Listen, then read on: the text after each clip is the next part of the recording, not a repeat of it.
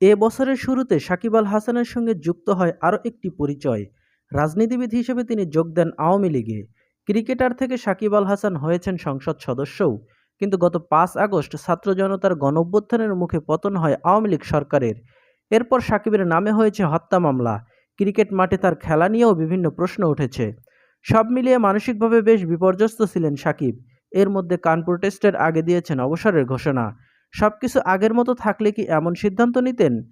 Board সভাপতি ফারুক আহমেদকে এমন প্রশ্ন করলে তিনি উত্তরে বলেন, খুব কঠিন একটা প্রশ্ন। একটা খেলোয়াড় অনেক কারণে অবসরে যেতে চায়, ইনজুরি বা মানসিক অবস্থা। সব মিলিয়ে তাকে তার সিদ্ধান্ত নিতে প্রভাবিত করেছে বলেই আমার ধারণা। তার ক্যারিয়ার কতটা লম্বা হতো এটা আমি জানি না।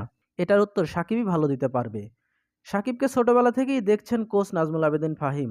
তার সঙ্গে বিভিন্ন সময়ে কাজও করেছেন। ৫ আগস্টের পর তিনি বিসিবি পরিচালক হয়েছেন।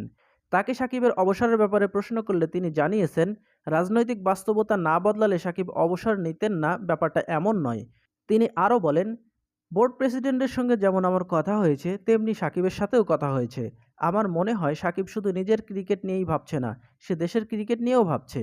আমি শুরু থেকেই জানতাম ওর ইচ্ছা ছিল দক্ষিণ আফ্রিকার বিপক্ষে খেলে টেস্ট থেকে অবসরে যাওয়ার। বেশ কিছুদিন আগে থেকেই কিছুটা আলাপ হচ্ছিল। আমার মনে হয় এগুলো একেবারে হঠাৎ করে হচ্ছে তা নয়।